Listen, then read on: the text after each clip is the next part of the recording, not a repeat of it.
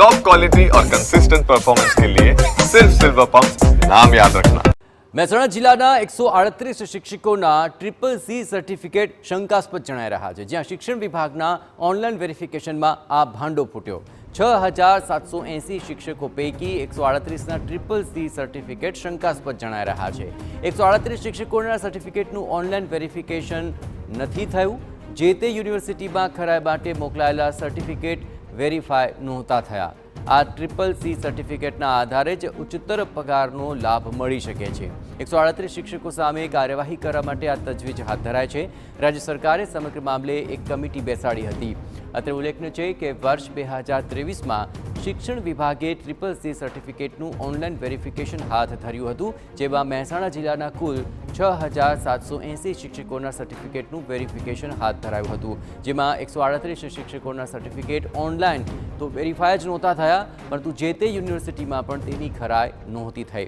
સૂત્રો તરફથી મળતી માહિતી મુજબ સમગ્ર મામલે જિલ્લા પ્રાથમિક શિક્ષણ વિભાગે સરકાર પાસે માર્ગદર્શન માંગ્યું છે, તો રાજ્ય સરકાર દ્વારા પણ આ મુદ્દે તપાસ કમિટી બેસાડ્યાનો વિગતો સામે આવી રહી છે।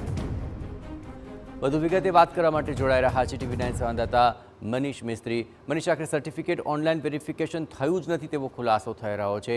આ વેરિફિકેશનમાં ભાંડો ફૂટ્યા બાદ હવે શું કાર્યવાહી હાથ ધરાય છે?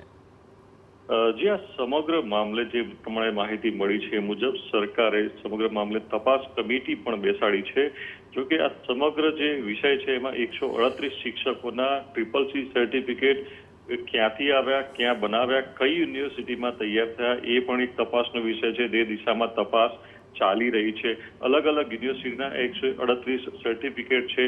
શું કોઈ એવી ડમી યુનિવર્સિટી ચાલી રહી છે કે જે ટ્રિપલ સીના આવા ડમી સર્ટિફિકેટ આપી દે છે કે જેની ઓનલાઈન ખરાઈ કરતા ઓનલાઈન ખરાઈ થઈ નહીં અને આ સર્ટિ શંકાસ્પદ જણાઈ રહ્યા છે। સમગ્ર મામલો 2023માં સામે આવ્યો હતો।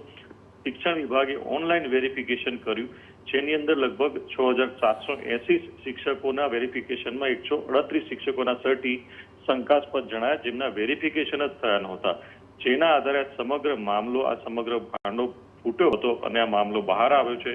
હવે 137 શિક્ષકો વિરુદ્ધની જે તપાસ કાર્યવાહી એ ચાલી રહી છે અને આ કમિટીએ સમગ્ર મામલે તપાસ કરી રહી છે। જો કે શિક્ષણ વિભાગે પણ સરકાર પાસે કાર્યવાહી માટે માર્ગદર્શન માંગ્યું છે। જી